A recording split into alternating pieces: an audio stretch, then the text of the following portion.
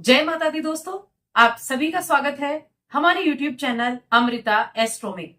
सबसे पहले तो आप सभी को इस नए वर्ष 2025 की बहुत बहुत शुभकामनाएं। माता रानी इस वर्ष में आपकी हर एक इच्छा को पूरा करे। तो आज की इस वीडियो में हम बात करेंगे इस नए साल के प्रथम माह जनवरी 2025 के कर्क राशि फल के बारे में। कर्क राशि के लोगों के लिए कैसी ये नए वर्ष की शुरुआत होने वाली है, ये जो पहला महीना है ये किस तरह के प्रभाव, किस तरह के बदलाव आपको देकर जाएगा। तो देखिए, अगर हम इस महीने की कुंडली देखें कर्क राशि के जातकों की, तो ग्रहों की जो स्थिति रहेगी उसकी बात कर लेते हैं। 4 ग्रहों का तो राशि परिवर्तन होगा जिसके द्वारा बदलाव भी होंगे। और ये जो राशिफल है कर्क लग्न के और चंद्र राशि पर आधारित कर्क राशि के जातक देख सकते हैं। अब पहले आप कुंडली को अगर देखें इस महीने की, तो इस महीने की शुरुआत में कर्क राशि में लग्न में मंगल देव बैठे हैं, जो कि इनकी नीच की राशि भी है और यहां ये वक्री अवस्था में भी है। लेकिन 21 जनवरी को इनका परिवर्तन होगा और ये वक्री अवस्था में ही आपके 12वें घर यानी मिथुन राशि में प्रवेश कर जाएंगे। उसके बाद आपके तीसरे घर में केतु विराजमान है, जो यहीं बैठने वाले हैं, सूर्य के नक्षत्र में है। इसके बाद आपका जो छठा घर है वहां सूर्य और बुध की युति है। सूर्य और बुध ये बुधादित्य राजयोग बना रहे हैं। दोनों ही ग्रहों का राशि परिवर्तन इस महीने में होगा। 14 जनवरी को सूर्य आपके सप्तम में आ जाएंगे, जो कि मकर संक्रांति का दिन होता है। सूर्य मकर राशि में प्रवेश करते हैं। बुध देव 24 जनवरी को राशि परिवर्तित करेंगे और आपके सप्तम भाव में आ जाएंगे, मकर राशि में। आपका जो अष्टम भाव है वहां पर शनि विराजमान है अपनी मूल त्रिकोण राशि में, और शुक्र विराजमान है अपनी मित्र की राशि में। शुक्र और शनि की भी युति है। अब शनि तो यहीं रहेंगे, लेकिन शुक्रदेव राशि बदलेंगे 28 जनवरी को और आ जाएंगे आपके भाग्य भाव में। यहां आपके भाग्य भाव में राहु विराजमान है। 28 जनवरी से राहु के साथ शुक्र की युति होगी। इसके अलावा आपका जो 11वां घर है वहां पर गुरु बृहस्पति वक्री अवस्था में बैठे हैं, जो कि चंद्रमा के नक्षत्र यानी आपके राशि के स्वामी के नक्षत्र में है। अब ये नक्षत्रों की बात हो गई, ग्रहों की बात हो गई, लेकिन ये प्रभाव कैसा देंगे चलिए जानते हैं। बस आगे बढ़ने से पहले छोटा सा निवेदन, चैनल पर आप पहली बार आए हैं और अभी तक चैनल को सब्सक्राइब नहीं किया है तो चैनल को सब्सक्राइब कर लें। तो देखिए, सबसे पहले मैं बात करूंगी आपके करियर की। करियर कैसा रहेगा, तो अगर आप अपना 10वां घर देखें, ये करियर का भाव होता है 10वां भाव, जिसके स्वामी होते हैं मंगल देव। और आपका जो पंचम भाव है, इसके स्वामी भी, त्रिकोण के स्वामी भी मंगल देव, यानी त्रिकोण और केंद्र के स्वामी है। और बैठे कहां है अभी, आपकी लगन में विराजमान है, वक्री अवस्था में है, मोस्ट पावरफुल, और साथ में वक्री भी है। अब यहां से ये इनकी जो उच्च की दृष्टि है वो जा रही है आपके सप्तम भाव पर। क्या होगा, व्यापार बड़ा अच्छा चलेगा।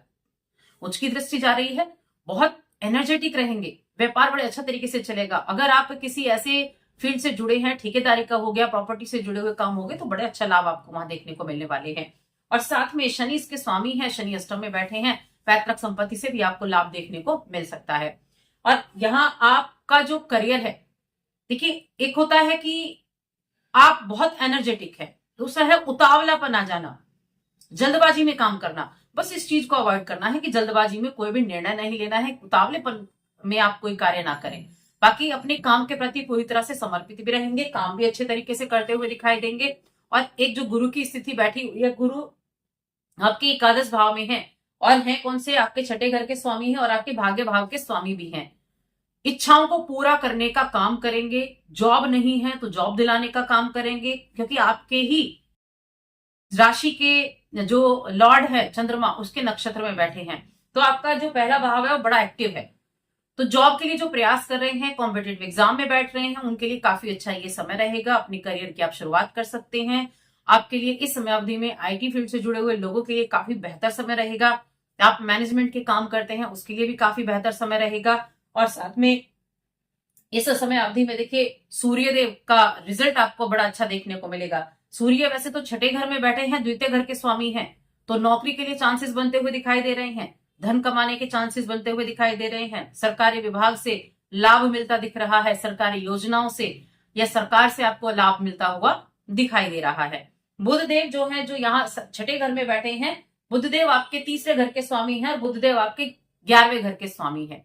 तो इच्छाएं, नौकरी से जुड़ी हुई इच्छाएं पूरी होंगी, लेकिन सेहत का थोड़ा ध्यान रखना है। सेहत यहां प्रभावित होती हुई दिखाई दे रही है, आपकी सेहत, क्योंकि अष्टम भाव में शनि और शुक्र भी बैठे हुए हैं, और अष्टम भाव में बैठना और मंगल का वक्री होना थोड़ा सेहत को प्रभावित कर सकता है, लेकिन 21 जनवरी के बाद सेहत आपकी ठीक रहेगी। व्यापारियों के लिए अगर देखा जाए तो व्यापारियों के लिए देखिए समय तो अच्छा है। पार्टनरशिप में अगर बिजनेस करते हैं तो थोड़ा सा ध्यान रखें। वैसे धीमी गति से ही सही, लेकिन हाँ, व्यापार अच्छी गति से जरूर चलने वाला है। बुधदेव का गोचर जब यहाँ आपके सप्तम में होगा, सूर्य भी सप्तम में आ जाएंगे। सूर्य कब आएंगे? 14 तारीख को सूर्य यहाँ आ जाएंगे, तो कहीं ना कहीं आपका जो किसी तरह के सरकार से जुड़े हुए अगर कोई दस्तावेज आपके फंसे हुए हैं, कोई काम रुका हुआ है, तो वो आपके बनने शुरू हो जाएंगे। इसके अलावा कोई कॉन्ट्रेक्चुअल बेस पे काम करते हैं तो उनके लिए काफी अच्छा रिजल्ट यहाँ देखने को मिलने वाला है। अब हम रिश्तों की बात करें। रिश्तों के मामले में देखा जाए तो मंगल आपके प्रेम के भाव के स्वामी होते हैं और विवाह भाव के स्वामी शनिदेव होते हैं। प्रेम जीवन में थोड़ी सावधानी रखनी है। हालांकि गुरु यहाँ देख रहे हैं, लेकिन गुरु भी वक्री अवस्था में है, तो मिले जुले असर प्रेम जीवन में आपको देखने को मिलेंगे। और वैवाहिक जीवन देखा जाए तो पार्टनर की सेहत प्रभावित हो सकती है, क्योंकि यहाँ सप्तम भाव का स्वामी अष्टम में गया है, तो पार्टनर की सेहत प्रभावित हो सकती है। उनकी सेहत का आपको ध्यान रखना है। वैवाहिक जीवन, यहाँ विवाह के योग भी बनते हुए मुझे दिखाई दे रहे हैं कि विवाह के योग भी बनने वाले हैं जब शुक्र का गोचर हो जाएगा आपके नवम भाव में। अब देखिए, यात्राएं इस समय अवधि में काफी रहने वाली हैं। एक तो केतु बैठे हैं तीसरे घर में, छोटी मोटी यात्राएं रहेंगी, बड़ी यात्राएं भी रहेंगी, कामकाजी यात्राएं भी रहेंगी, अध्यात्म से जुड़ी हुई यात्राएं भी रहेंगी, और साथ में धन कमाने का मौका भी आपको देखने को मिलने वाला है। यानी कि यात्राओं से के माध्यम से भी आपको पैसा मिलेगा। आपका किसी तरह के जॉब में चेंजेस भी आपके लिए दिख रहे हैं, बदलाव की स्थितियां दिख रही हैं। केतु बदलाव के कारक है, तो बदलाव भी जॉब वगैरह में आपको देखने को मिल सकती है। छोटे भाई बहनों का सपोर्ट भी आपको देखने को मिलेगा। अगर बात की जाए आपके कुटुंब के बारे में, आपके परिवार के बारे में, तो दूसरा घर के स्वामी सूर्य देव जो छठे घर में बैठे हैं, कुटुंब के बीच में थोड़ा सा ध्यान आपको रखना होगा। एक तो अपनी वाणी पर थोड़ा सा नियंत्रण रखना होगा। छोटी छोटी बातों पर उग्रता हो सकती है, छोटी छोटी बातों पर बड़ी जल्दी जल्दी क्रोध आ सकता है। हालांकि आपकी एक होता है कि क्रोध आया लेकिन फिर चला गया, बहुत जल्दी जल्दी मूड जो है वो स्विंग हो जाता है, तो तब थोड़ा ध्यान रखना है।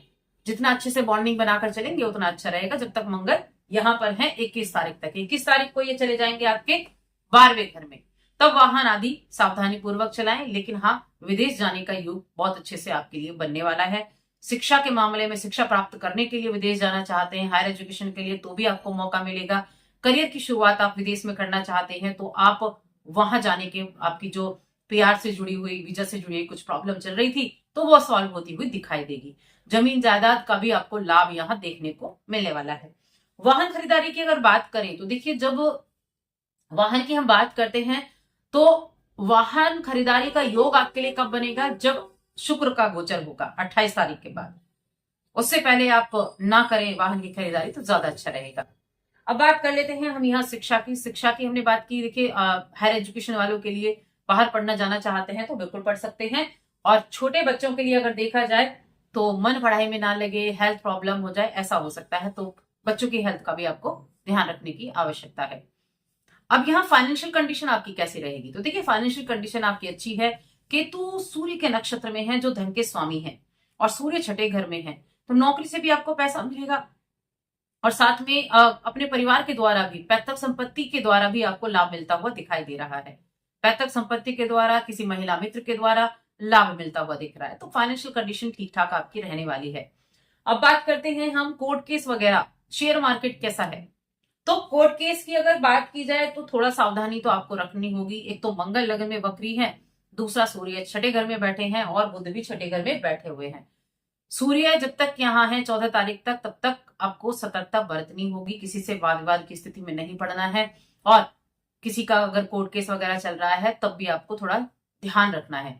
जब 14 तारीख को सूर्य का गोचर होगा तब स्थितियों में परिवर्तन होगा। कोई कर्जा वर्जा लेना है तो 14 तारीख के बाद ही लें, उससे पहले ना लें, तब तक ध्यान रखना है।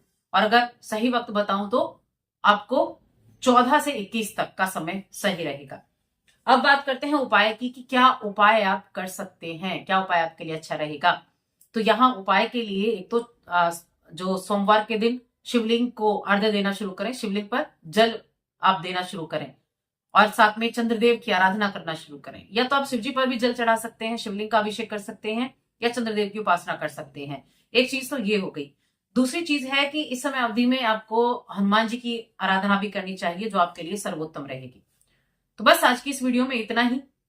वीडियो को लाइक करें, चैनल को सब्सक्राइब करें। जय माता दी।